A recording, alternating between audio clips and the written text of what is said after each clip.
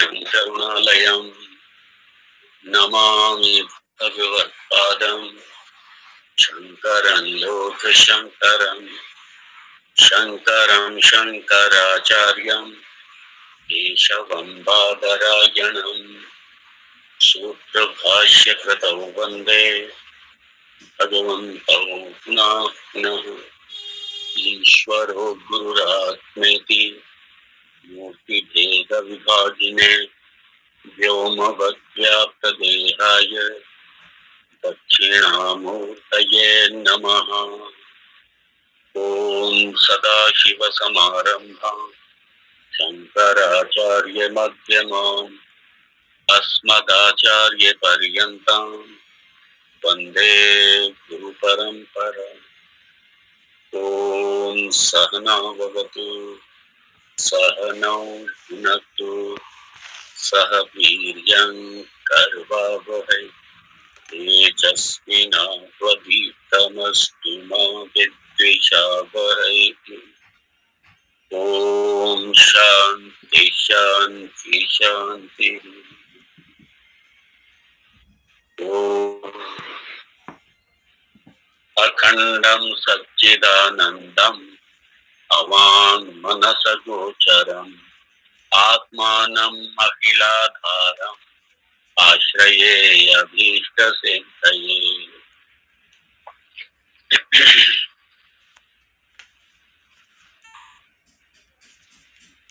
Paragraph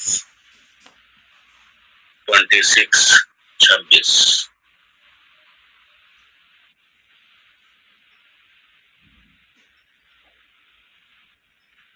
अत्र अपि अखिल सूक्ष्म शरीरम् एक बुद्धि विषयतया वनवत् जलाशयवत्वा समष्टिः अनेक बुद्धि विषयतया वृक्षवत् जलवत्वा व्यष्टिः अपि भवति।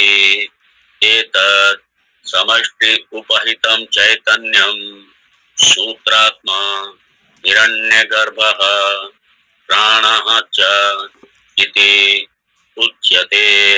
सर्वत्र अनुस्यूयत्वात् ज्ञान इच्छा क्रिया शक्तिमत् उपहितत्वात् च अस्य एषा समष्टिः स्थूल प्रपंच अपेक्षया सूक्ष्मत्वात् सूक्ष्म शरीरं विज्ञानमयादिकोशत्रयं जाग्रत् वासनामयत्वात् स्वप्नः अत एव स्थूल प्रपंच लय स्थानम् इति च उच्यते।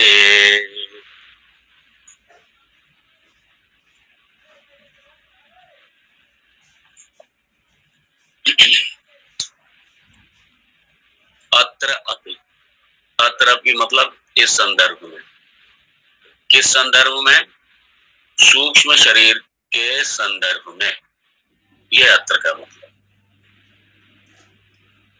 यहाँ पर सूक्ष्म शरीर के संदर्भ में भी अत्र अपि, अपि मीन्स भी।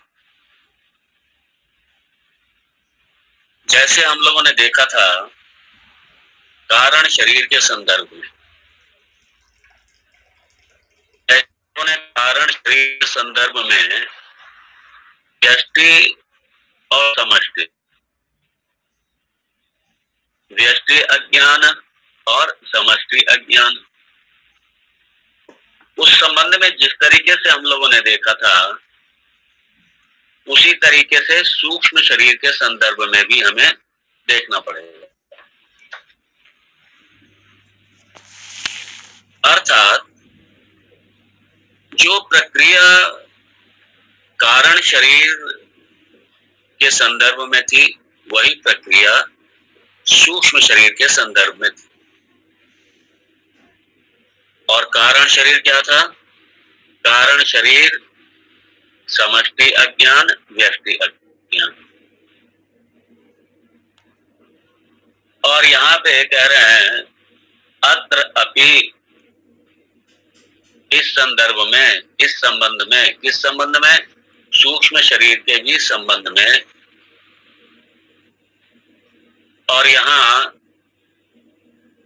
जो शास्त्रकार हैं हमें स्मरण करा रहे हैं, कारण शरीर का स्मरण करा रहे हैं। तो जो कारण शरीर की प्रक्रिया थी उसको स्मरण कीजिए। उसी तरीके से जो हम लोगों ने कारण शरीर में समझने में सारा परिश्रम किया था, उसी तरीके से सूक्ष्म शरीर में भी हमें इसमें भी उसी तरीके से एकाग्र होकर के समझना होगा। तो कारण शरीर के संबंध में व्यष्टि अज्ञान, व्यक्तिगत अज्ञान और समष्टि अज्ञान, मतलब सारा सामूहिकता से सबका अज्ञान। सबका ज्ञान मतलब सारे जीव राशि, मानवता का अज्ञान।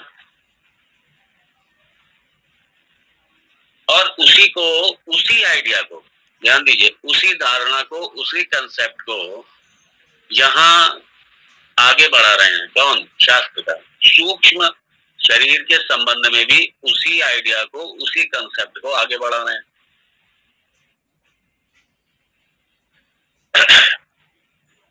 तो सूक्ष्म शरीर के संबंध में भी व्यष्टि सूक्ष्म शरीर और समष्टि सूक्ष्म शरीर, यह है व्यष्टि सूक्ष्म शरीर और समष्टि सूक्ष्म शरीर। और उसके बाद में क्या आएगा? फिर आएगा चैतन्य, ये आत्म तत्व, चैतन्य तत्व, ब्रह्म तत्व, समष्टि उपहित चैतन्यम, व्यष्टि उपहित चैतन्यम, फिर वही से आएगा। तो इसलिए कहा अखिल सूक्ष्म शरीरम, अखिल सूक्ष्म शरीरम। अखिल मतलब संपूर्ण, यहाँ मतलब समष्टि। समष्टि सूक्ष्म शरीरम मतलब क्या? जितनी भी जीव राशि है, जितनी भी योनियां हैं, जितनी भी प्राणी जगत है, प्राणी समुदाय है, जितना भी, सबका सूक्ष्म शरीर, सबका सूक्ष्म शरीर। तो इसलिए कहा अखिल सूक्ष्म शरीरम, अखिल सूक्ष्म शरीरम। और कैसा? एक बुद्धि विषयतया। तो अगर इसको सबको, इसका रूप समष्टि नाम दें तो क्या हो गया? समष्टि सूक्ष्म शरीरम। तो यहाँ पे क्या हो गया? एक बुद्धि विषयतया। और कैसे? वनवत जलाशयवत, वनवत जलाशयवत। यहाँ पे उदाहरण याद कीजिए, वन का उदाहरण और जलाशय का उदाहरण। जैसे वन, फॉरेस्ट है, हजारों पेड़ होते हैं, लाखों पेड़ होते हैं,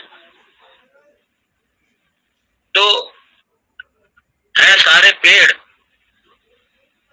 अगर एक सिंगल पेड़ की दृष्टि से देखो तो वृक्ष ही है वो, उसमें सारे वृक्ष अलग अलग,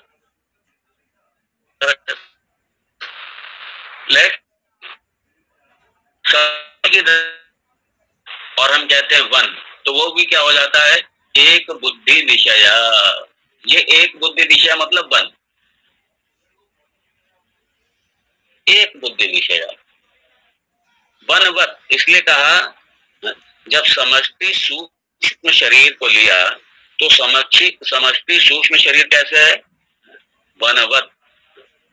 वन को हम लोग, वन हजारों पेड़ भले ही होते हैं, लेकिन हम लोग एक वचन में वन शब्द का प्रयोग करते हैं। उसी तरीके से हम लोग जब समष्टि सूक्ष्म शरीर कहेंगे तो समष्टि सूक्ष्म शरीर भी एक वचन के रूप में, समष्टि सूक्ष्म शरीर। दूसरा, जो कारण शरीर के संबंध में जो उदाहरण दिया था, कौन सा? जलाशयवत, जलाशय की तरह। जैसे जलाशय है, जलाशय अगर जल, वहां प्लूरल जल है, मतलब एक एक बूंद, एक एक लोटा, एक एक बाल्टी, ये अगर इस दृष्टि से देखो तो कितने सारे लोटे, कितने सारी बूंदे, कितनी सारी वहां पे बाल्टियां पड़ी हैं जल की, अनेकों लोटे पड़े हैं, बाल्टी लोटे भर के पानी।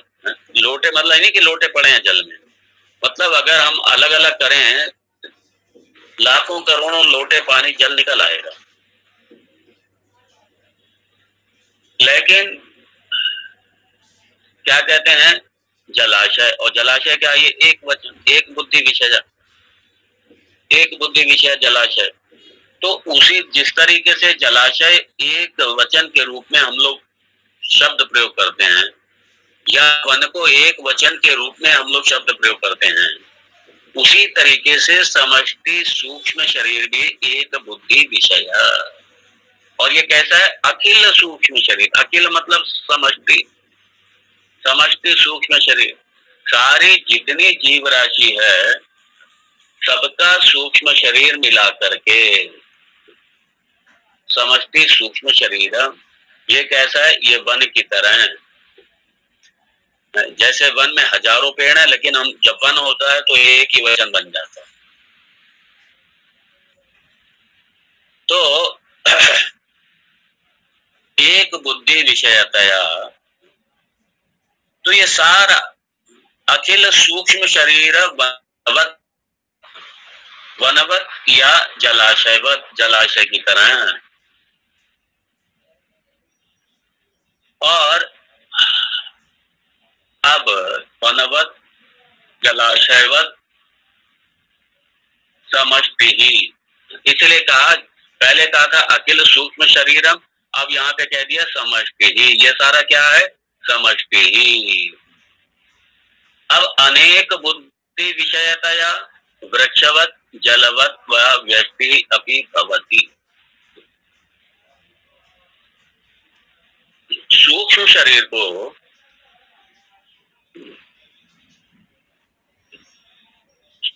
अगर अलग अलग देखें, सबका अलग अलग सूक्ष्म शरीर की दृष्टि से देखें तो व्यक्ति,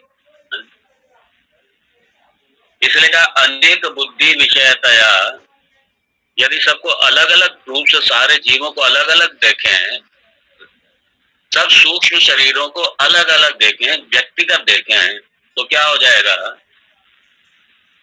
अलग अलग देखने से क्या हो जाएगा? वृक्ष, जैसे वन को आप वृक्ष की दृष्टि से अगर वन को देखें तो अलग अलग वृक्ष हो गए वन की दृष्टि से।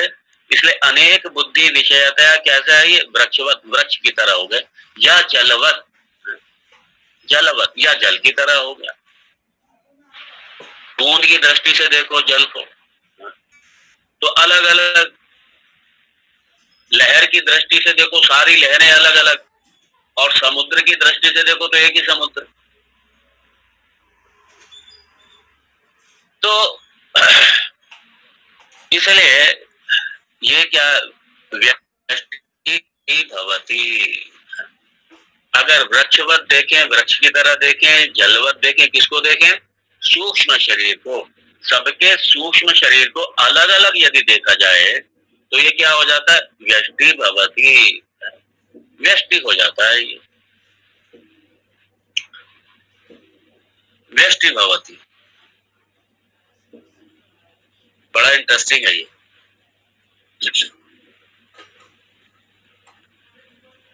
अब यहाँ पे सूक्ष्म शरीर व्यष्टि समष्टि कह दिया। अब यहाँ पे आता है चैतन्य की दृष्टि से।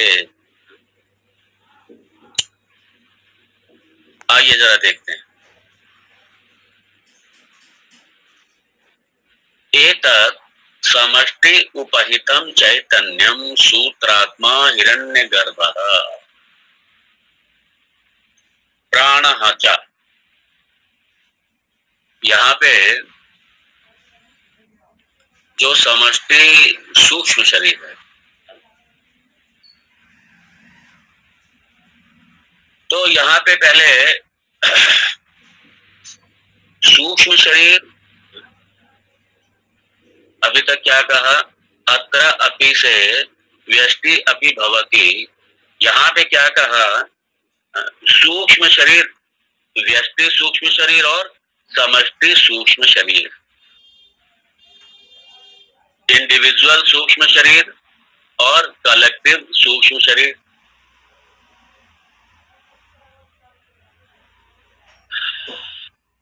अब इसमें एतत् समष्टि उपहितम चैतन्यम।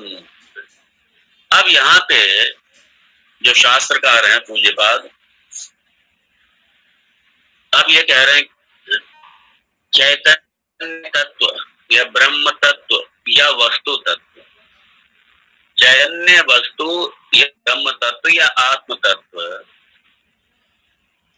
ये किससे संलग्न, समष्टि उपहितम चैतन्यम। जब समष्टि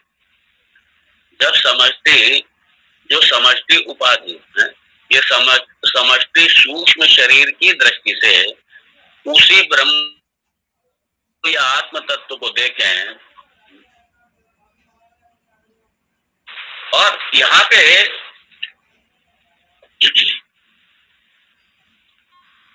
चैतन्य तत्व की अद्वैतम, चैतन्य तत्व का एक ही रूप अद्वैतम, उसका यहाँ पे उसको स्पष्ट कर रहे हैं। तो ये कहते हैं कि देखिए यहाँ पे समझिए,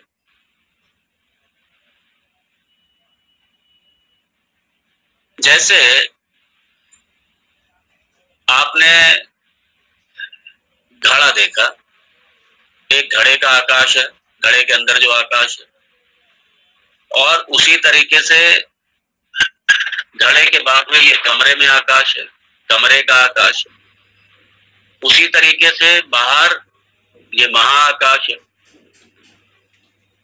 अब लाखों करोड़ों घर, अरबों बर्तन, तो उपाधि की दृष्टि से जब आप उपाधि सहितम आप आकाश देखेंगे, उपाधि मतलब ये जिसने सीमित कर दिया आकाश को, जैसे घट आकाश, तो घट की दृष्टि से देखेंगे आकाश, उसके बाद में मठ दृष्टि से देखेंगे, कमरे की दृष्टि से देखेंगे, तो ये क्या हो गया, बड़ा आकाश हो गया। वही आकाश जब बाहर दृष्टि करेंगे, महाआकाश, वही महाआकाश। तो आकाश जैसे एक ही है, आकाश जैसे एक ही है, और वही आकाश उपाधियों की दृष्टि से हजारों लाखों जो पॉट रखे हुए हैं, जो बर्तन रखे हैं, बर्तनों की दृष्टि से देखेंगे तो वही एक आकाश है। ये टुकड़े वाला आकाश नजर आता है। जैसे आकाश लाखों करोड़ों आकाश होगा, लाखों करोड़ों आकाश होगा, लेकिन वास्तव में करोड़ों आकाश हैं क्या? नहीं, एक ही आकाश है।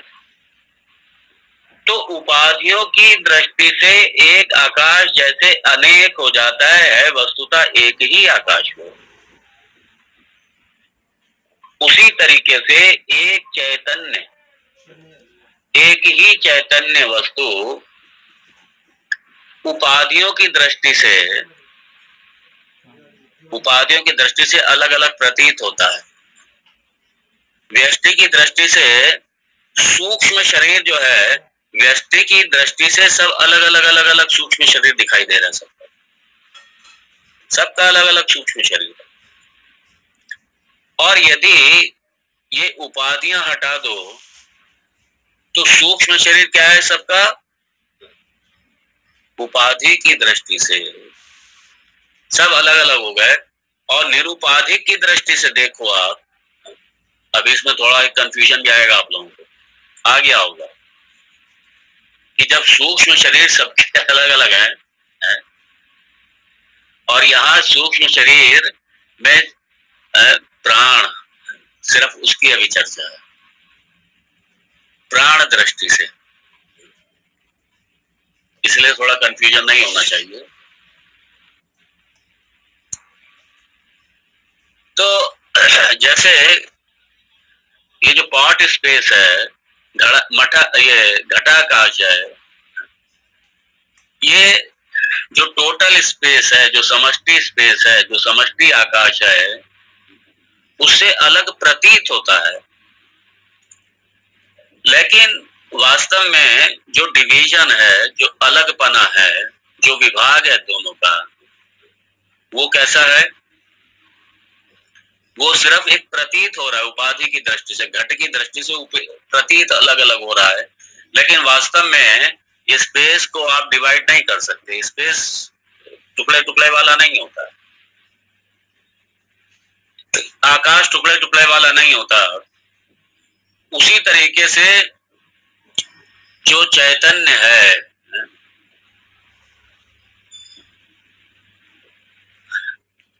ये भी एक ही है, दिखने में अलग अलग प्रतीत हो रहा है, लेकिन है वास्तव में एक ही।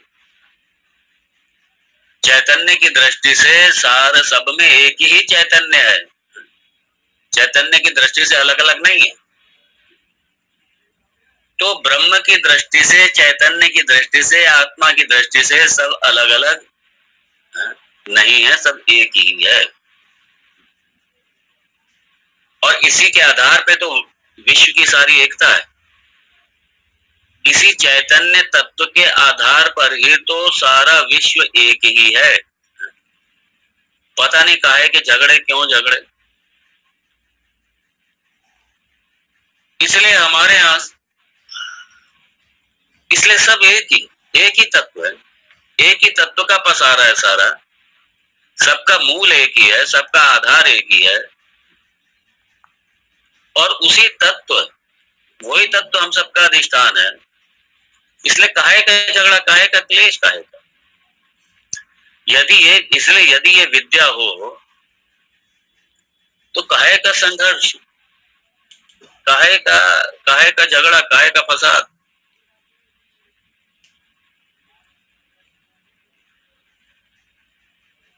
और ये हम लोग मानते ही, लेकिन दूसरी संस्कृति नहीं मानती। और अगर कह भी देंगे कई बार कि ये सब एक ही है, एक ही परमात्मा से हम लोग उपजे हैं, तो फिर भाई आप क्यों किसी पर अटैक कर रहे हैं, क्यों किसी को नष्ट कर रहे हैं? फिर आप, और फिर आप नष्ट करने की सोचेंगे, आप हमें नष्ट करेंगे तो मुझे भी जिंदा रहने का अधिकार है, मुझे भी रक्षा का अधिकार है। और ऐसे में रक्षा के लिए, अपनी रक्षा के लिए, ऐसे में ये सबको अपनी रक्षा करने का अधिकार है। और रक्षा के लिए यदि शस्त्र भी उठाना पड़े तो ये धर्म है, ये पाप नहीं है, ये हिंसा नहीं है। फिर ये ने आपको पूरी स्वतंत्रता दी है, आप अपने ढंग से जिए, लेकिन हमें भी स्वतंत्रता चाहिए, हम अपने ढंग से जिए, हम अपनी पूजा पद्धति करें, हम अपने तरीके से जिए। लेकिन नहीं, हमें स्वीकार करो, सिर्फ यही तो फैनेटिसिज्म। आप अपना छोड़ो धर्म, हमें स्वीकार करो, आप अपना छोड़ो सब कुछ, हमें स्वीकार करो, जो हमने कहा वही फाइनल है, उसी पे चलना पड़ेगा आपको। दूसरी संस्कृतियों की यही समस्या है। ऐसे में हम ये कहते हैं भाई हमने आपको आजादी दी, हमें भी आजादी चाहिए, आप अपने ढंग से जिए, आप अपनी पूजा पद्धति माने, कुछ भी करें, आपके अपने पूजा स्थल हो, हमें कोई आपत्ति नहीं, लेकिन हमारे पूजा स्थल हमें रखने का हमको भी अधिकार है। नहीं, ये तोड़ने चाहिए सब। कैसे तोड़ने चाहिए? आपको अगर तोड़ने का या आपको अधिकार मिला हुआ, हमें रक्षा का अधिकार मिला हुआ है, और इसलिए रक्षा के लिए हमें शस्त्र उठाना ये हमारा धर्म है, और हम उठाएंगे शस्त्र। हमारे राम जी ने उठाए, हमारे कृष्ण जी ने उठाए, हमारे सारे देवी देवताओं ने उठाए। ये ऐक्य को समझते नहीं है वो। समस्या ये ना विद्या नहीं है, और विद्या है तो मानते नहीं है। हम ये नहीं कहते आप मानिए, मत मानिए, आप आपकी स्वतंत्रता, लेकिन हमारी स्वतंत्रता हमें तो मानने दीजिए। आप ना मानिए कोई बात नहीं, हमें तो मानने दीजिए, हम मान रहे हैं तो। नहीं, आप नहीं मानेंगे, क्यों नहीं मानेंगे भाई? इसलिए सारे ध्वस्त करो, मंदिरों को ध्वस्त करो, वेदशालाओं को ध्वस्त करो, वेद पाठशालाओं को ध्वस्त करो, सबको ध्वस्त करो, सबको खत्म करो, सबको। और यही हमारे पूर्वजों के साथ हुआ और यही आज भी हो रहा है, होगा आगे भी। इसके लिए, इसलिए इसकी सुरक्षा के लिए, इस ज्ञान की सुरक्षा के लिए, ये धरोहर है, ये मानवीय धरोहर है ज्ञान, ये ज्ञान मानवीय धरोहर है, ये इसकी रक्षा होनी ही चाहिए। इसकी रक्षा ये हमारा धर्म होगा। और चैतन्य की दृष्टि से देखो, जैसे आकाश की दृष्टि से देखो तो एक ही आकाश है, चैतन्य की दृष्टि से देखो तो एक ही चैतन्य है। सबके चैतन्य कोई अलग अलग नहीं है। इसलिए वो कहते हैं ये अंश है, परमात्मा का अंश, अंश नहीं है, अखंड के टुकड़े नहीं होते हैं। एक अखंड चैतन्य, उसके टुकड़े होंगे क्या? उपाधि से क्या चैतन्य के, या उपाधि से जब आकाश के टुकड़े नहीं होते तब क्या उपाधि से चैतन्य के टुकड़े हो जाएंगे क्या? जीव उपाधि से कोई चैतन्य के टुकड़े थोड़ी होंगे, चैतन्य के टुकड़े नहीं होंगे। इसलिए एकमेव अद्वितीय ब्रह्मा, वो जो चैतन्य तत्व है,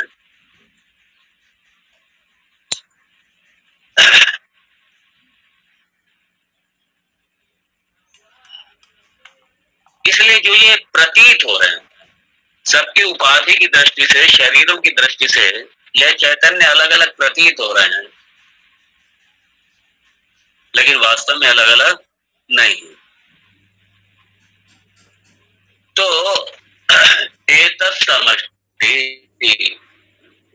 एतत् मतलब ये सारी समष्टि की दृष्टि से, एतत् समष्टि उपहितम चैतन्यम,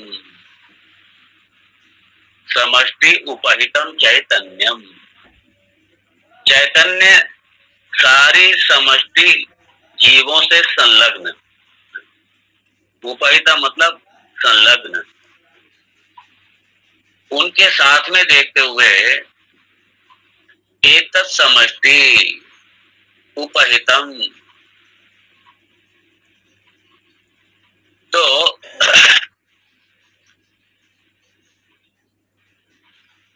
यह समष्टि एनक्लोज भी कह सकते हैं।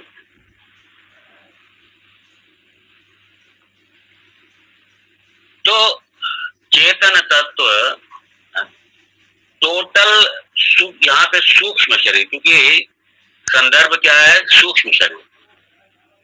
तो जो सूक्ष्म शरीर है, अभी इसमें कारण शरीर और स्थूल शरीर को नहीं लिया गया, सिर्फ सूक्ष्म शरीर को लिया गया। तो जो सूक्ष्म शरीर उपहितम, समष्टि सूक्ष्म शरीर उपहितम चैतन्यम। अब ये मत कहना कि सूक्ष्म शरीर क्या है फिर मैं सूक्ष्म शरीर एक्सप्लेन करूंगा, पहले हो चुका है सूक्ष्म शरीर क्या है। सूक्ष्म शरीर है विज्ञानमय, मनोमय और प्राणमय, ये मिलकर के ये सूक्ष्म शरीर, या जो 17 बताए गए थे, जो बताए गए थे सूक्ष्म शरीर के, 5 ज्ञानेंद्रिय, 5 कर्मेंद्रिय, 5 प्राण और मन बुद्धि, ये सूक्ष्म शरीर है।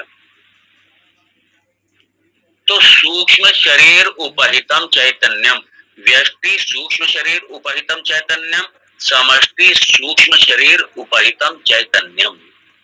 अब आपकी समझ में आ जाए। और यहाँ पे समष्टि सूक्ष्म शरीर उपहित चैतन्य के लिए 3 नाम दिए गए।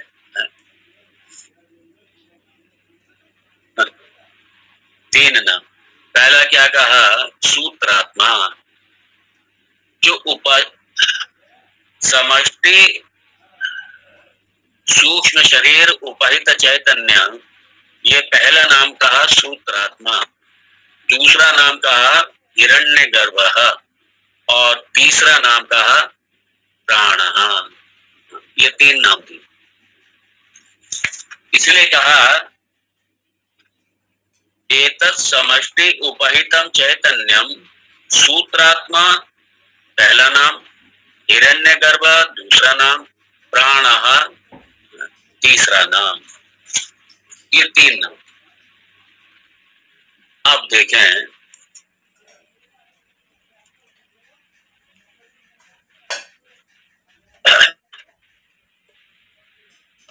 हिरण्य का मतलब वैसे तो गोल्ड होता है, गोल्ड, और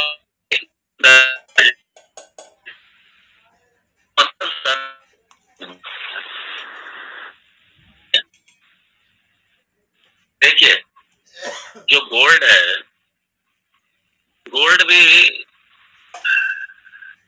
एक प्रकाश का प्रतीक है,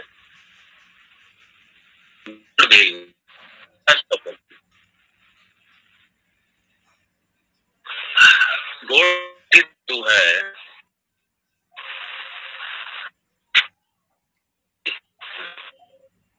जो कभी भी बेकार नहीं होती, इसमें कभी विकार नहीं होता, गोल्ड गोल्ड रहेगा। आप किसी के साथ में मिला दीजिए, गोल्ड नष्ट नहीं होगा, गोल्ड रहेगा। आप चांदी के साथ मिला लीजिए, पीतल के साथ मिला लीजिए, किसी के साथ मिला लीजिए। इसलिए जब ये स्वर्ण की जब सफाई की जाती है, जब किया जाता है स्वर्ण को, इसलिए ऑर्नामेंट्स जब और ऑर्नामेंट्स बनाया जाता है तो गलाने अग्नि में क्या होता है, मतलब जितना लोहा है, गिलट है और जितनी धातु है वो सारी की सारी समाप्त हो जाएंगी, गल जाएंगी, लेकिन गोल्ड जो शुद्ध है वो निकल के सामने आ जाएगा। फिर चले कि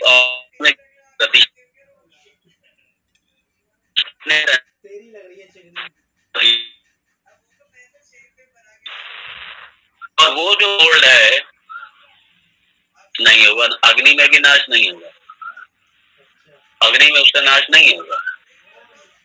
उसके बाद में क्या होगा, वो गोल्ड बस उसका क्या होगा, ऑर्नामेंट्स के रूप में दूसरे रूप में आ जाएगा, छोटा डेली रूप में आ जाएगा, किसी भी रूप में आ जाएगा वो, लेकिन उसका नाश नहीं होगा। इसलिए स्वर्ण धातु एक ये बड़ी प्रामाणिक धातु है। इसलिए करेंसी का जो मापदंड है वो आपका स्वर्ण है। स्वर्ण के आधार पे करेंसी का मूल्यांकन होता है। ये नष्ट ना होने वाला है। ऐसे ही जो ज्ञान है, जो चित्त तत्व है, वो कभी नाश नहीं होता उसका। तो ये क्या हिरण्य, और इस संदर्भ में हिरण्य मतलब सर्वज्ञत्व।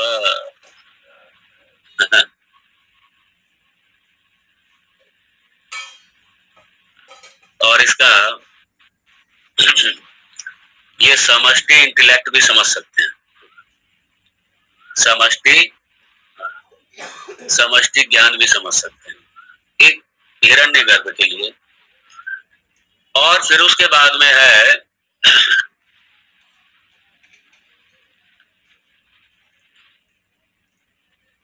और हिरण्यगर्भ को एक जगह क्या कहा, अंडा। ये भी बड़ा इंटरेस्टिंग है। तो और हिरण्यगर्भ का ही ब्रह्मा जी भी हिरण्यगर्भ का ही नाम है कई जगहों पे। तो इसलिए ब्रह्मा जी, हिरण्यगर्भ, ये सारा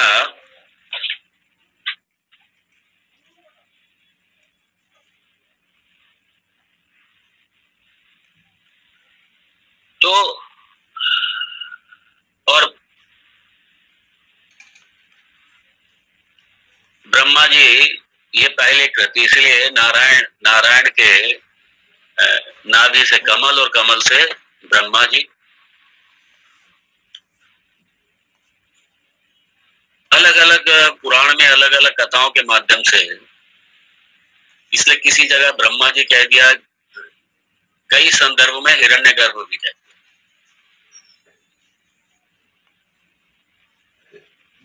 और इसलिए पहले ये हेम अंड, हेम अंड, ये स्वर्ण अंड से उत्पन्न होने के कारण भी ये ब्रह्मा जी का नाम हिरण्यगर्भ, हिरण्यगर्भ, हिरण्मयस्य अंडस्य गर्भः। और इसलिए ये जो ये यही अंड भी यही ब्रह्मांड कहलाता है। अंड, इस ब्रह्मांड, ये सारा ब्रह्मांड जब ब्रह्मांड व्यक्त हुआ, ये ब्रह्मांड जब दिखाई देने लगा, जब व्यक्त हुआ, तो व्यक्त अवस्था में जब आया तो यही ब्रह्मांड हुआ, और जब व्यक्त में नहीं था तो अंड से ही ब्रह्मांड आया। और इसलिए अंड को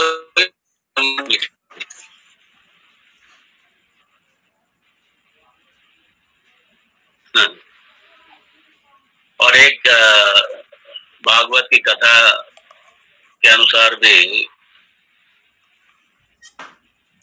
भगवान नारायण के संकल्प मात्र से, ज्ञान मात्र से, संकल्प मात्र से जल की उत्पत्ति हुई, और उसमें उन्होंने ये पुराण की कथा,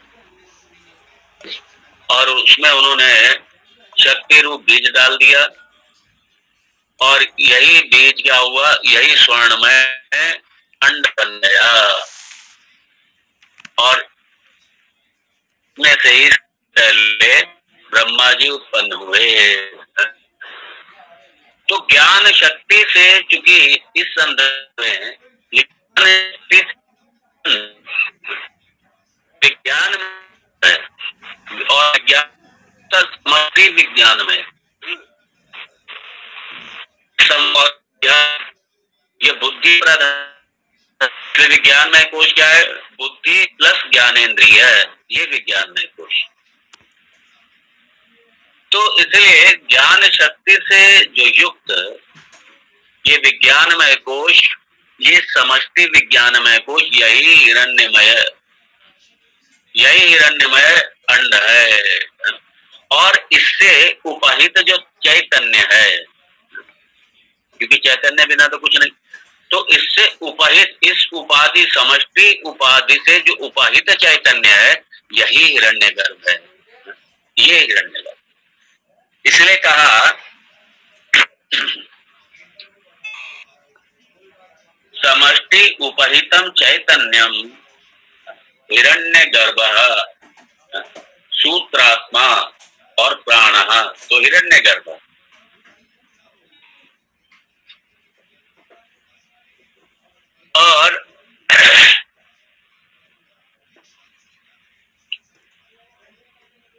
और इसी को क्या कहा, और फिर दूसरा प्राण, हाँ, प्राण क्या,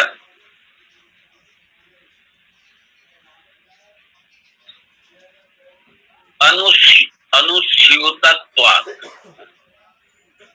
सर्वत्र अनुस्यूतत्वात् समष्टि, समष्टि सर्वत्र अनुस्यूत। क्योंकि ये जो हिरण्यगर्भ है, ये ओतप्रोत है, ये जितनी व्यष्टि समष्टि सब में, व्यष्टि स्तर पर भी और समष्टि स्तर पर तो है ही, व्यष्टि स्तर पर भी ये सब में अनुस्यूत है, ये अनुस्यूत है सब में। प्राण के बिना कौन सा जीव है, कोई जीव है क्या प्राण के बिना?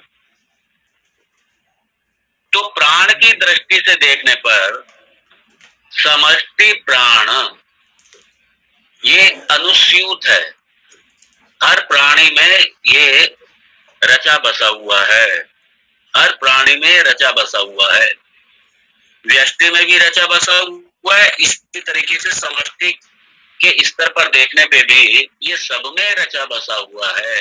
कौन? ये प्राण सब में अनुस्यूत है। और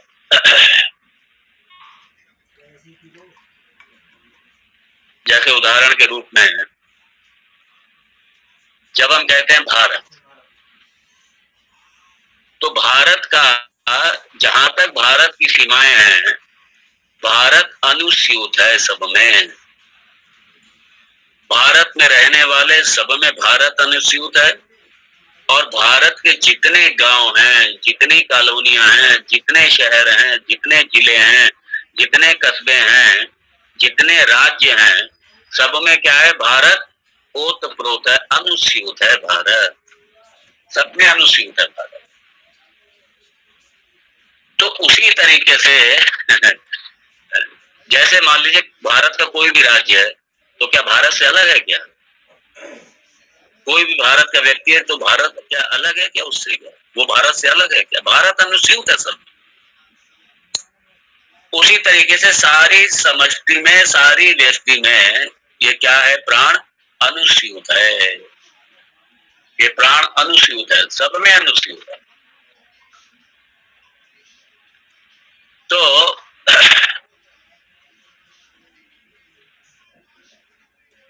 तो इसी तरीके से ये जो हिरण्यगर्भ है या प्राण है, ये अनुस्यूत है। जैसे भगवान कहते हैं ना गीता में, मत्तः परतरम नान्यत् किंचिदस्ति धनंजय मयि सर्वमिदं प्रोतं सूत्रे मणिगणा इव। जैसे एक माला के जो सूत्र, धागा माला का सूत्र, उसमें सारे मोती पिरोए हुए हैं, तो धागा जो है सब में अनुस्यूत है, सब में अनुस्यूत है। उसी तरीके से ये हिरण्यगर्भ, ये प्राण, ये सब में अनुस्यूत है। और इसलिए कहा प्राणः च इति उच्यते सर्वत्र अनुस्यूतत्वात्, सर्वत्र अनुस्यूतत्वात्, सब जगह कुछ बचा ही नहीं है, सर्वत्र, सब में, सब में। आप देखिए असंख्य प्राण राशि है, ये जीव राशि, असंख्य जीव है। उपाधि की दृष्टि से देखिए असंख्य जीव हैं, और सब में वही, यहाँ पे चूंकि सूक्ष्म शरीर,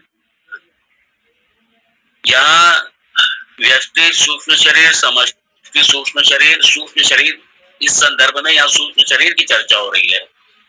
तो उसी सूक्ष्म शरीर में, और सूक्ष्म शरीर में विज्ञानमय, प्राणमय और मनोमय, ये तीनों को मिलाकर के, तो विज्ञानमय की दृष्टि से देखिए तो हिरण्यगर्भ,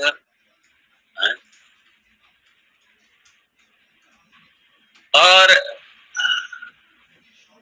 प्राण की दृष्टि से देखिए तो प्राण,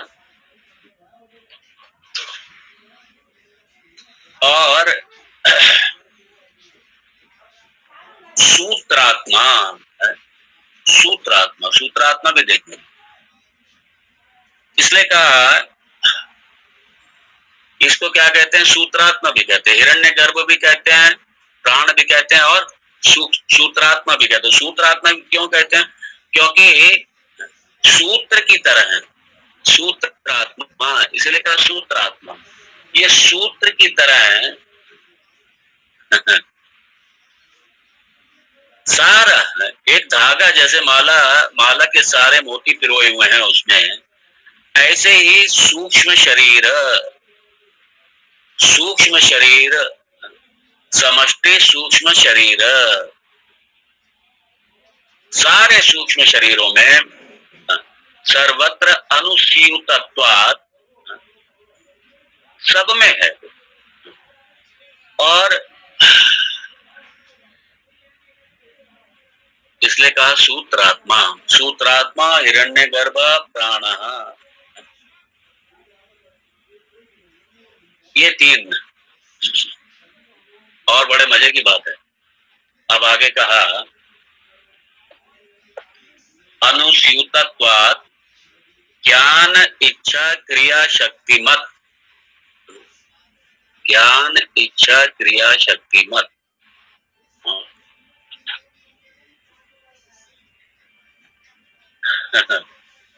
बड़ा सुंदर है। तो समष्टि ज्ञान शक्ति, समष्टि क्रिया शक्ति, समष्टि इच्छा शक्ति, क्योंकि सूक्ष्म शरीर के बाद में ही, और यहां प्राण, प्राण किसका प्रतीक है? प्राण जो है रज अंश से है, इसलिए प्राण क्या हो गया जाकर के? रज अंश है। तो यहाँ पे क्रिया शक्ति, क्रिया शक्ति।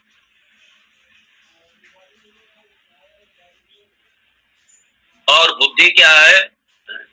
ज्ञान शक्ति। विज्ञानमय कोश मतलब ज्ञान शक्ति, मनोमय कोश इच्छा शक्ति, प्राणमय कोश क्रिया शक्ति। इसलिए तीनों को जोड़िए यहां।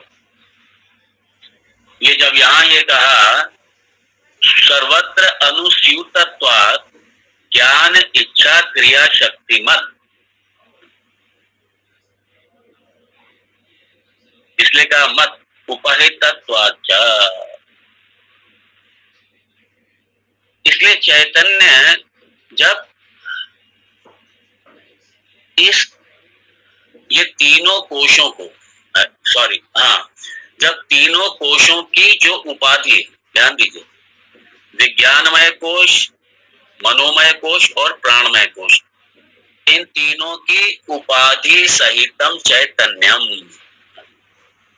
इन तीनों की उपाधि सहित चैतन्य, जो चैतन्य शक्ति है, जो चैतन्य है, जो आत्म तत्व है, जो ब्रह्म तत्व है, वो इन्हीं की उपाधि के साथ में, इन्हीं कोशों की उपाधि के साथ में, वो भी कैसा है? चैतन्य कैसा प्रतीत होता है? वो भी ज्ञानवान प्रतीत होता है, वो भी क्रियावान प्रतीत होता है, और वो भी कैसा प्रतीत होता है? इच्छावान प्रतीत होता है। वही विज्ञानमय कोश, वही मनोमय कोश और वही प्राणमय कोश। तो ज्ञान शक्ति मतलब यहाँ ज्ञान मतलब आपका विज्ञानमय कोश, इच्छा मतलब मनोमय कोश, और क्रिया मतलब आपका प्राणमय कोश। इसलिए ज्ञान, इच्छा और क्रिया, इन तीनों से संपन्न, इन तीनों की शक्तियों से संपन्न वो कैसा हो जाता? शक्तिमत उपहितत्वाच्च। इससे संयुक्त होकर के चैतन्य भी, जो ब्रह्म तत्व है, वो भी इच्छा वाला प्रतीत होता है, क्रिया वाला प्रतीत होता है और ज्ञान वाला प्रतीत।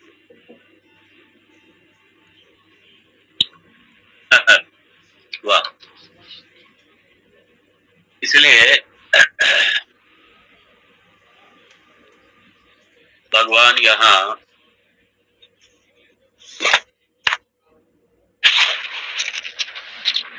उपहितत्वाच्च, अब यहाँ पे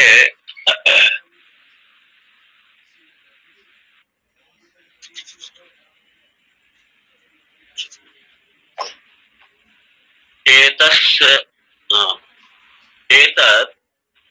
समष्टि उपहितं चैतन्यं सूत्रात्मा हिरण्यगर्भः प्राणः च इति उच्यते।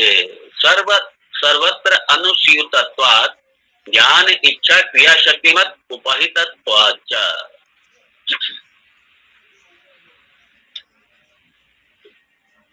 ये बड़ा इसलिए यहाँ पे सूत्रात्मा, हिरण्यगर्भ और प्राण,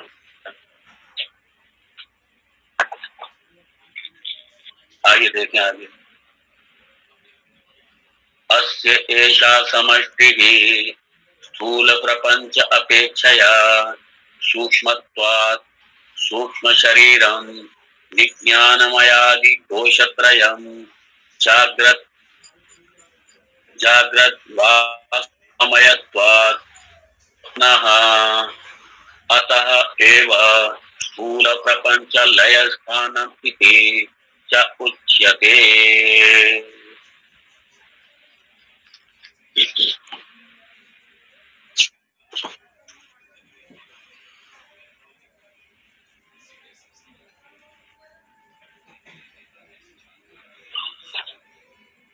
बड़ा ये सुंदर प्रसंग है।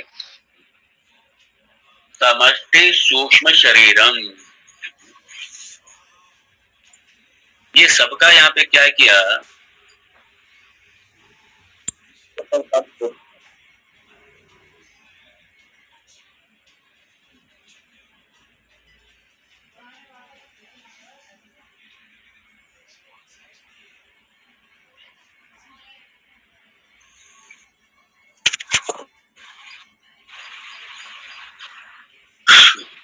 सबको यहाँ पे क्या किया? कंसोलिडेट किया, सबका एकत्रित किया है।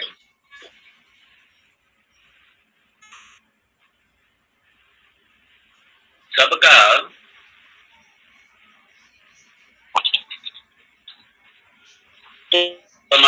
सूक्ष्म शरीर अस्य समष्टि ही, अस्य समष्टि मतलब सूक्ष्म शरीर की समष्टि, और सूक्ष्म शरीर की व्यक्ति, मतलब कलेक्टिव। अस्य सूक्ष्म शरीर से सूक्ष्म शरीर की समष्टि स्थूल प्रपंच अपेक्षया सूक्ष्मत्वात्। यहाँ पे थोड़ा समझिए, स्थूल प्रपंच अपेक्षया सूक्ष्मत्वात्।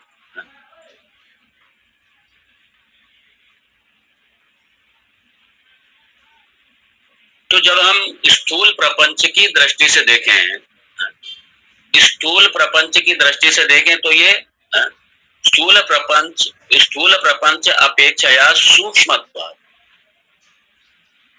स्थूल प्रपंच अपेक्षया सूक्ष्मत्वात्। तो जो ये सूक्ष्म शरीर है, ये स्थूल की दृष्टि से सूक्ष्मत्वात्, स्थूल की अगर आप तुलना करें स्थूल से, स्वाभाविक है ये सूक्ष्म रहेगा। ये तो ये सटल है, स्थूल की अपेक्षा ये सूक्ष्म है। तो ये यदि स्थूल शरीर, स्थूल जगत की दृष्टि से देखें तो सटल क्या है? ये सूक्ष्म है। और इसी तरीके से स्थूल शरीर की दृष्टि से देखें तो सूक्ष्म क्या है? ये सूक्ष्म है, ये सूक्ष्म समष्टि ही। इसलिए कहा जो सूक्ष्म शरीरम, इसलिए समष्टि स्थूल प्रपंच अपेक्षया सूक्ष्मत्वात्।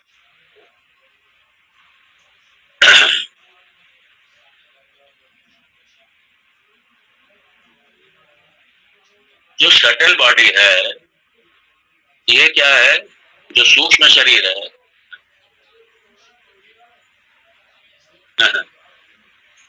ये बड़ा इंटरेस्टिंग है। ये कारण शरीर की दृष्टि से देखिए, अगर कारण शरीर की दृष्टि से देखिए तो कारण शरीर सबसे सूक्ष्म है, क्योंकि कारण है सबका। और स्थूल की दृष्टि से देखिए तो सूक्ष्म स्थूल से भी ज्यादा क्या है? सूक्ष्म ही। तो यहाँ पे क्या कह रहे हैं? अशेषा समष्टि ही स्थूल प्रपंच अपेक्षया सूक्ष्मत्वात्।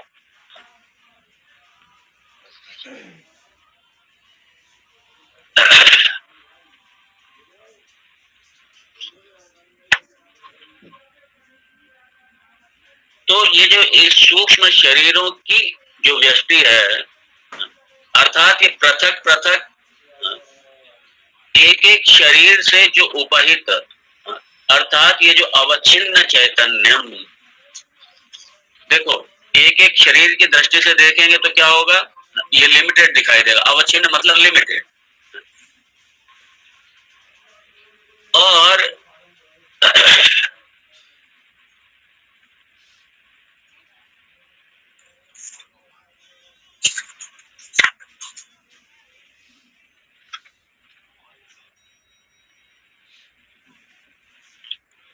अशेषा समष्टि स्थूल प्रपंच अपेक्षया सूक्ष्मत्वात्।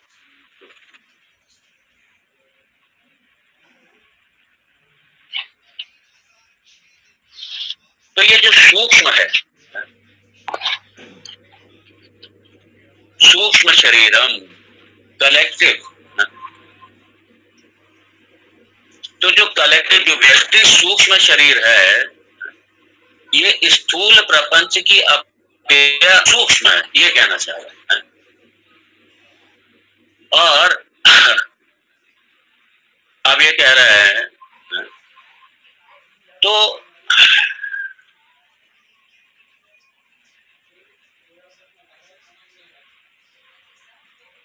और जब ये कारण शरीर की दृष्टि से देखो इसको, तो कारण शरीर की दृष्टि से सूक्ष्म शरीर क्या हो जाता है, ग्रॉस हो जाता है, स्थूल हो जाता है।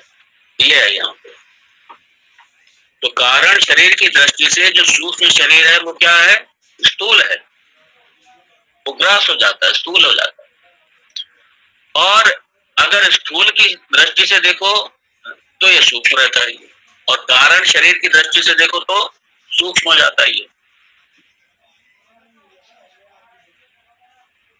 तो इसलिए स्थूल प्रपंच अपेक्षया, तुलना में, अपेक्षा मतलब तुलना में, किसकी, स्थूल शरीर की, या ये जो स्थूल जगत है, स्थूल शरीर, अगर शरीर की दृष्टि से देखो ये व्यष्टि शरीर, और समष्टि की दृष्टि से देखो तो ये सारा जगत, ये सारा स्थूल प्रपंच, सारा जगत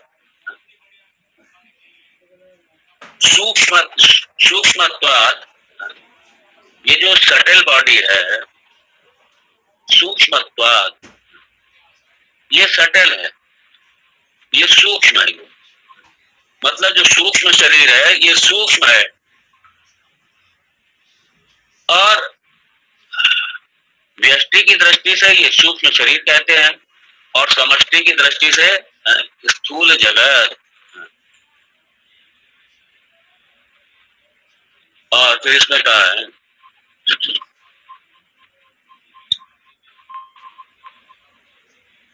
और जब यहाँ का अशेषा समष्टि स्थूल प्रपंच अपेक्षा सूक्ष्मत्वात् सूक्ष्म शरीरम विज्ञानमयादि कोशत्रयम्, तो सूक्ष्म शरीरम, सूक्ष्म शरीर में क्या आ गया, विज्ञानमय, मनोमय और प्राणमय, इसलिए कोश त्रयम। त्रय मतलब तीन, कौन से तीन कोश, विज्ञानमय, मनोमय और प्राणमय। और जागृत वासनामयत्वात् स्वप्नः अतः एव स्थूल प्रपंच लय स्थानम इति च उच्यते, स्थानम च उच्यते। यहाँ पे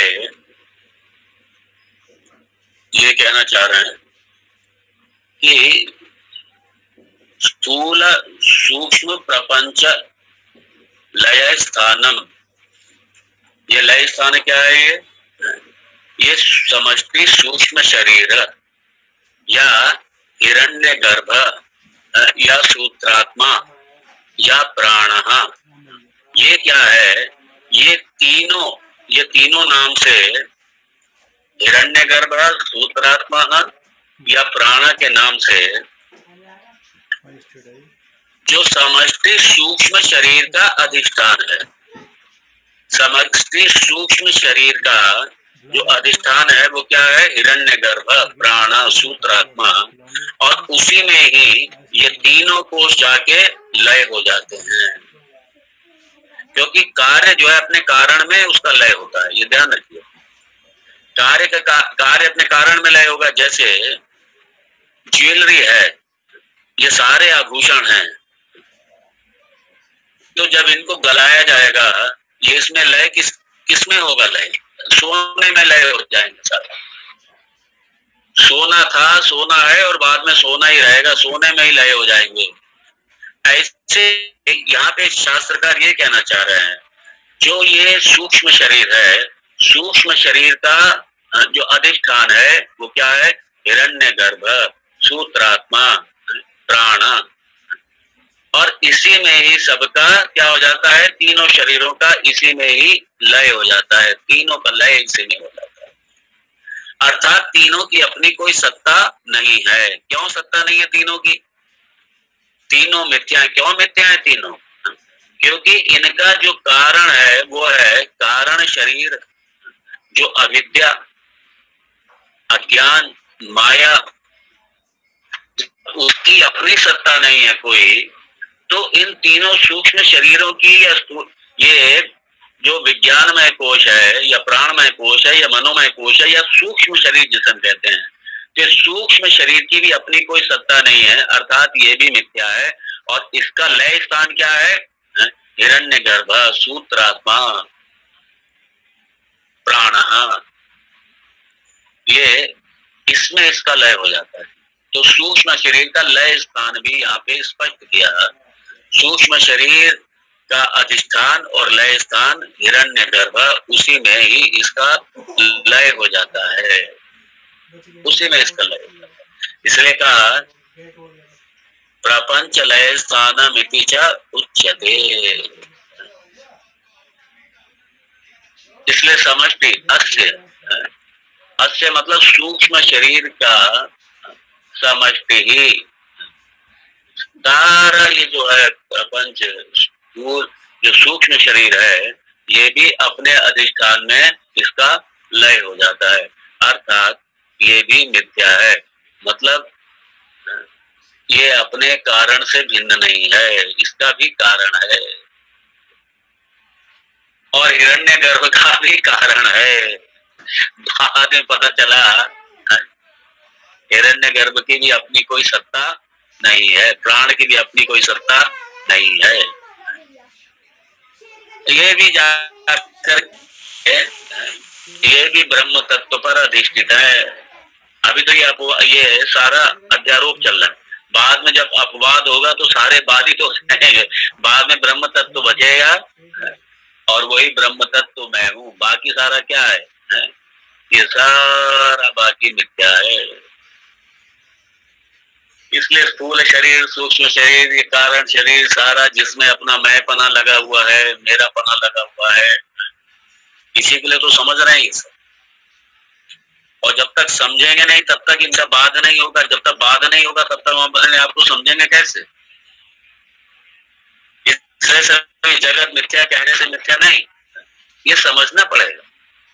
और इसी को ही शास्त्रकार यहाँ व्यवस्थित तरीके से हमको समझा रहे हैं। पहले सबको यहाँ खोल करके रख रहे हैं सबको, उसके बाद में सब क्या हो जाएगा? बाद में पता चला कि सारे के सारे मिथ्या है, अध्यारोपित है ये सब। जैसे रस्सी पे सर्प अध्यारोपित है, वैसे के सारे का सारा उस चेतन तत्व पर अध्यारोपित है। चेतन तत्व के अतिरिक्त दूसरा कुछ है ही नहीं, दूसरा कुछ है ही। वहां तक हमें जाना। समय की सीमा है, समय हो चुका है, यहाँ पे विराम दूंगा। ओम तत्सत्। ओम पूर्णमद पूर्णमिदं पूर्णात् पूर्णमुदच्यते पूर्णस्य पूर्णमादाय पूर्णमेवावशिष्यते। ओम शांति शांति शांति। शंकरं शंकराचार्यं केशवं बादरायणं सूत्र भाष्य कृतौ वंदे भगवन्तौ पुनः पुनः। ईश्वरो गुरुरात्मेति भेद विभागिने व्योमवद्व्याप्तदेहाय दक्षिणामूर्तये नमः। ओम शांति शांति शांति। हरि ओम श्री गुरुभ्यो नमः। हरि ओम। प्रणाम